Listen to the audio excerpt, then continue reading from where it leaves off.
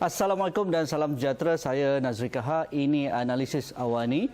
Baru-baru ini dan ketika ini lagi kita masih berhadapan dengan isu jerubu, biarpun keadaan semakin pulih, semakin baik, tetapi sejak isu ini kembali melanda negara, pelbagai tanggapan dan juga saranan masyarakat bagaimana kerajaan ataupun pihak-pihak berkenaan menangani isu ini.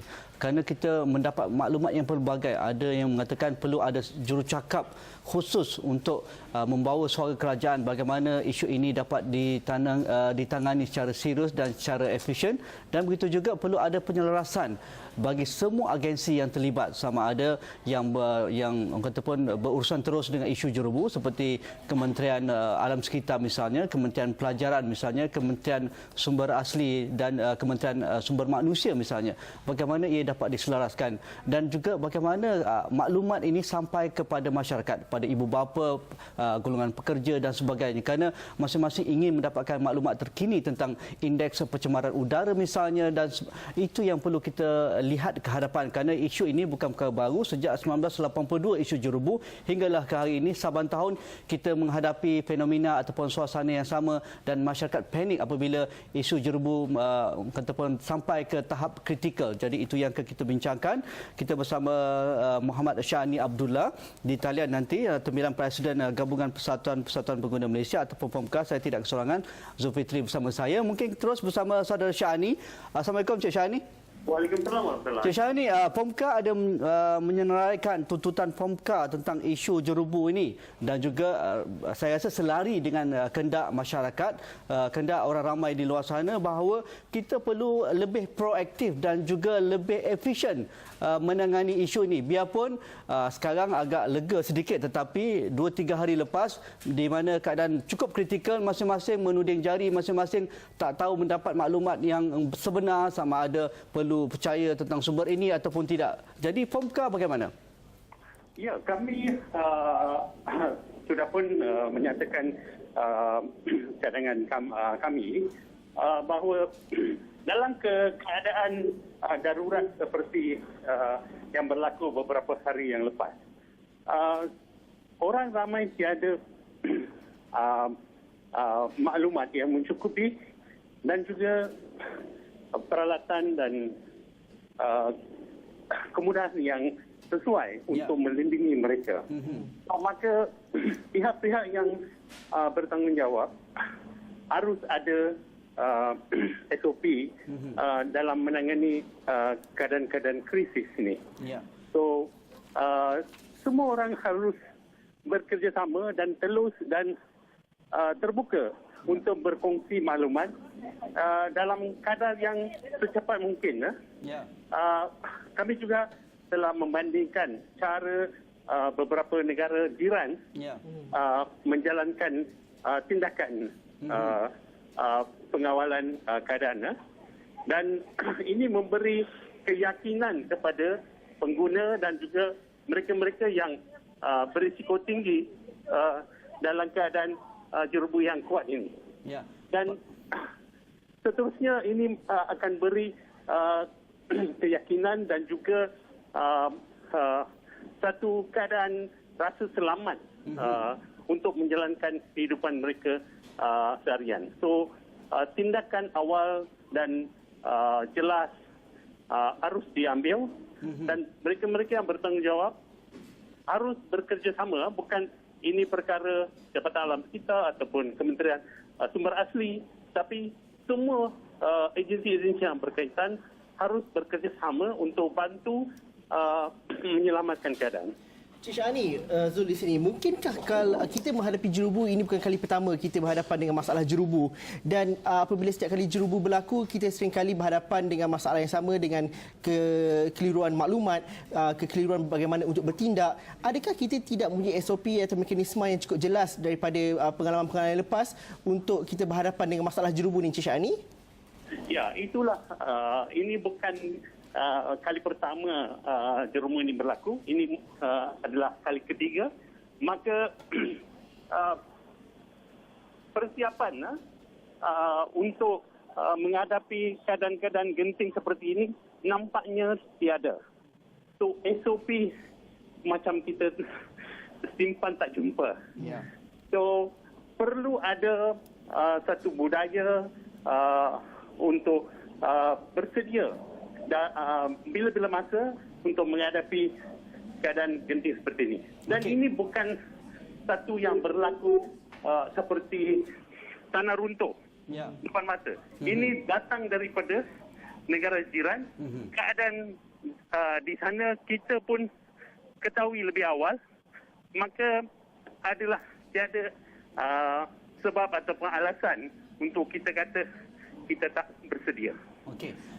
Saudara Syahri, kita tahu juga Kementerian Pendidikan misalnya sudah mengarahkan sekolah-sekolah ditutup jika indeks IPU melebihi 200 mata, tetapi bagi mereka-mereka ataupun ibu bapa yang tidak mendapat maklumat jelas, ataupun tidak terdedah dengan hebahan melalui media, melalui laman sosial dan sebagainya, mereka tidak tahu hinggalah ke pagi, setiap pagi mereka bangun tengok cuaca agak baik, mereka terus hantar ke sekolah, sedangkan indeks IPU agak kritikal pada ketika itu. Begitu juga dengan kelompok pekerja, mereka yang terdedah dengan kerja-kerja luaran misalnya. Bagaimana Kementerian Sumber Manusia menyelaraskan, menyediakan SOP tertentu bagi para pekerja yang terdedah dengan udara di luar. Itu tidak ditekankan. Jadi mungkin Pemka menyarankan sudah sampai masanya SOP ini diberi perhatian seperti mana yang dilakukan oleh negara jiran misalnya. Ya, memang untuk tindakan satu agensi perlu ada SOP. Mungkin SOP-nya belum sempurna kerana panduan-panduan berkaitan perengkaan yang menjadi ukuran untuk menentukan sama ada sekolah dibuka ataupun pejabat dibuka tidak sempurna. Dan adakah ukuran tengah malam menjadi panduan untuk pagi esok untuk bersekolah, ataupun ukuran pagi 7 pagi menjadi ukuran untuk buka atau tidak sekolah. So ini tidak sempurna. Maka ini yang menimbulkan kekeliruan. Semua orang menunggu-nunggu tertanya-tanya untuk satu panduan yang lebih tetap ataupun lebih konsisten. So ini mungkin SOP-nya belum sempurna, maka agensi-agensi yang berkaitan harus kaji semula SOP ini supaya semua pihak jelas dan tidak ragu-ragu ataupun tertanya-tanya dalam keadaan seperti yang berlaku beberapa hari yang lepas. Okey, kita mungkin boleh melihat mungkin ada agensi yang kehadapan agak proaktif tentang ini. Mungkin itu boleh menjadikan satu benchmark ataupun tanda aras, dan bagaimana agensi-agensi lain, badan-badan berkaitan dapat menyelaraskan semua ini. Kita rehat sebentar, jumpa lagi selepas ini.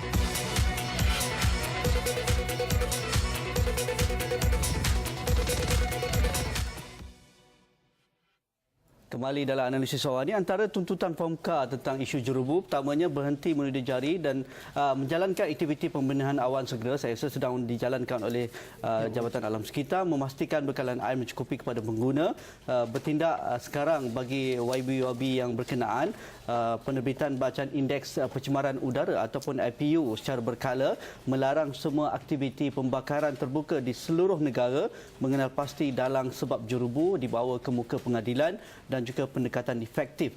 Jadi ini antara, saya rasa semua perkara ini yang dimahukan oleh masyarakat, Cik Shani, kan? Tetapi dalam masa yang sama juga kita ingin menegaskan bahawa kadang-kadang kita dah ada SOP. SOP itu cantik dan semua kementerian buka balik lembaran tersebut kerana sudah dilaksanakan pada tahun-tahun yang lalu dan sebagainya. Tetapi bagaimana penyampaian ataupun penguatkuasaan itu?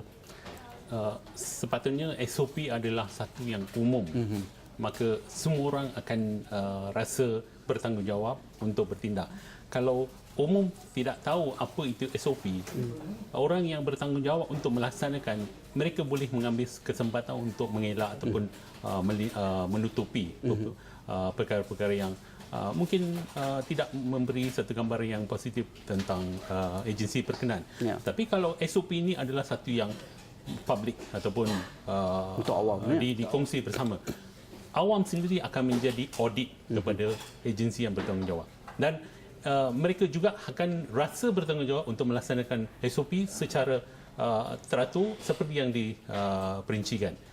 So SOP ini harus diperkongsi bersama, dan dalam keadaan tertentu orang awam pun boleh jadi pihak yang membantu agensi-agensi untuk melaksanakan SOP. Misalnya contoh kalau Kementerian Pendidikan misalnya untuk sekolah-sekolah itu menjadi perdebatan di media sosial, bagaimana ibu bapa agak confuse 2-3 hari ini nak hantar sekolah ke tidak, ataupun pergi ke sekolah ada pula kenyataan mengatakan jangan ponteng kerana itu salah dan sebagainya. Jadi ini pelbagai memberi gambaran bahawa apa yang sudah dilakukan, apa yang berlaku sekarang, sedangkan IPU masih tinggi, ibu bapa tak tahu nak buat apa, kenyataan pelbagai. Jadi saya rasa SOP tinggal SOP. Dalam keadaan di mana kesihatan terancam, pergi sekolah atau tidak harus menjadi satu yang pokok. Kesihatan harus menjadi utama. Dan juga kita harus faham ukuran bacaan-bacaan ini hanya dibuat di tempat-tempat tertentu di mana jangka ataupun alat itu ditempatkan. Maka tidak semua, bukan seluruhan, kalau satu negeri, bukan seluruhan kawasan ada alat untuk baca keadaan. Maka orang awam boleh memberi feedback kepada Jabatan Alam Sekitar supaya mereka memahami. Mungkin orang awam boleh hantarkan, emailkan gambar-gambar, walaupun tak ada bacaan peralatan, tapi gambar itu sendiri boleh jadi satu ukuran untuk Jabatan Alam Sekitar untuk membantu menasihatkan agensi-agensi yang lain berkaitan sekolah ataupun pejabat untuk nasihat dan mengambil tindakan yang sewajarnya. Dalam aspek begitu, kalau dilihat kepada perkongsian gambar dan sebagainya, saya rasa itu satu perkara yang wujud dalam minggu lepas, masing-masing berkongsi gambar dan sebagainya. Akan tetapi yang tidak ada berlakunya ialah penguatkuasaan bagaimana masyarakat ataupun individu mengambil tindakan sendiri, kerana masing-masing masih lagi menunggu kepada SOP, masih menunggu kepada arahan dan juga bergantung masih kepada bacaan IPU dan sebagainya. Bagaimana dalam aspek ini kita memandang bahawa kita perlu mengupayakan masyarakat kita pada hari ini, apabila tibanya masalah jerubu, mereka tahu untuk bertindak sendiri tanpa menunggu SOP, tanpa menunggu IPU, bacaan IPU dan sebagainya. Kerana kalau dilihat dalam aspek ini, panik yang wujud ialah apabila penjualan topeng muka contohnya. Akan tetapi masih lagi ada kekeliruan mengenai jenis penjualan topeng yang mana patut dipakai dan sebagainya. Itu menandakan bahawa adakah masyarakat kita sebenarnya masih lagi diparas kesedaran itu cukup rendah lagi apabila berhadapan dengan masalah seperti jerubu ini? Memang boleh dikatakan orang biasa, orang awam mungkin tak begitu mahir tentang isu-isu jerubu. Masih ada yang persoalkan apa bezanya kalau kita hidu asap yang dibakar dengan jerubu yang datang daripada negara jiran. Apa beza dia? Ini yang perlu kita jelaskan. Jerubu mengandungi partikel yang begitu halus yang tidak boleh ditapis oleh hidung. Ya. Walhal Sistem pernafasan kita, ya. Asap hidung kita boleh tapis. Asap mengandungi partikel yang lebih besar yang boleh ditangkap oleh Sistem pernafasan kita, ya. pada hidung. Tetapi jerubu mengandungi partikel yang lebih halus, termasuk boleh melepasi topeng hidung yang biasa, yang kertas itu boleh melepasi. Bermakna itulah bahayanya. Dan ramai ambil mudah tentang jerubu kerana mereka tidak menghadapi masalah terus-menerus. Serta-merta tidak rasa apa-apa perbezaan. Maka mereka mengambil mudah. Kesan ini mengambil masa untuk berkesan kepada kesihatan seseorang. Dan itu yang kita harus mendidik. Kita harus mengulangi teguran dan juga nasihat supaya orang ramai lebih pentingkan kesihatan. Okey, suasana semakin elok, cuaca semakin kata pun pulih. Saya rasa masyarakat akan lupa balik. Ya, Tetapi mungkin kita tidak perlu mengulangi perkara yang sama. Bagaimana perkara ini boleh menjadi lestari sifatnya. Sepanjang masa kita kata pun bersedia. Bukan hanya isu jerubu, isu tanah runtuh, banjir dan sebagainya. Kadang-kadang kita ambil mudah dan kita akan repeat benda yang sama. Tetapi mungkin ini satu pelajaran yang perlu kita lihat secara serius dan mungkin Pemuka ada cara-cara yang tertentu dan mungkin kita boleh kongsi bersama. Kita lihat sebentar.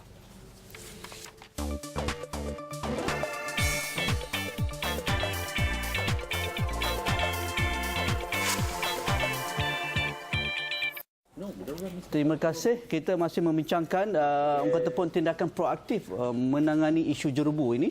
Mungkin Cik Syahani, kita cepat lupa masyarakat Malaysia adalah masyarakat mempunyai habit macam begitu. Tetapi ini bukan perkara mudah, ini bukan perkara kecil tetapi cukup serius.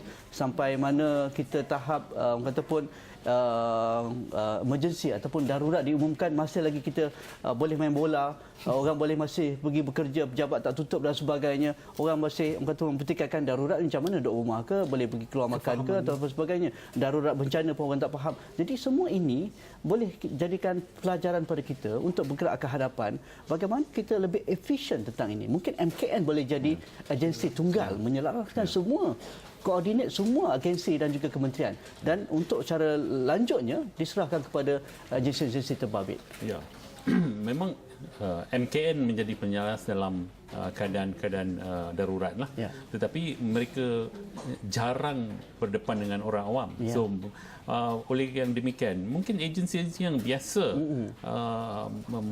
bersemuka dengan orang awam seperti Jabatan Alam Sekitar ataupun Kementerian Kesihatan menjadi ejen untuk MKN untuk melaporkan perkara-perkara yang orang awam perlu tahu secara berkala. So ini akan memberi keyakinan. Kalau isu kesihatan, kalau MKN melaporkan mungkin tak tepat ulasnya. So lebih baik pakar-pakar yang menduduki Majlis Keselamatan Negara menjadi jurucakap dalam keadaan darurat jerubu ini. Dan juga apa itu darurat. Kalau darurat keselamatan memang akan diisytiharkan perintah berkurung. Kita tak boleh keluar rumah. Darurat jerubu bermakna jerubu itu adalah satu yang bahaya, bermakna kita tak boleh keluar rumah ataupun keluar daripada bangunan. Darurat bencana alam itu bermakna dalam keadaan di mana semua agensi boleh memaksa mana-mana pihak untuk menjalankan penyelamatan, bantu dan selamat. So itu adalah keadaan keutamaan. Peristiaran akan memberi kuasa pada agensi yang berkenaan. Tetapi dalam hal ini kita tak lahir musim darurat. So kita pun tak faham apa itu darurat. So ini harus juga ada SOP dan juga panduan-panduan supaya bila sesuatu darurat bencana alam, semua orang faham apa tanggungjawab mereka. Seperti saudara menyatakan, bila hilangnya sedikit jerubu, semua orang lupa keadaan ancaman itu. So ini adalah kesedaran civic ataupun kesedaran tanggungjawab sosial semua orang. So kita masih boleh katakan belakang lah dalam hal ini. Semua orang harus mengambil tanggungjawab sosial untuk melapor kepada pihak berkuasa atau membantu mereka-mereka yang memerlukan bantuan dan sebagainya. Kalau kita tengok pekerja sedang bekerja di tengah jalan, mereka-mereka yang sedar, mungkin kita boleh belikan topi muka dan beri pada mereka.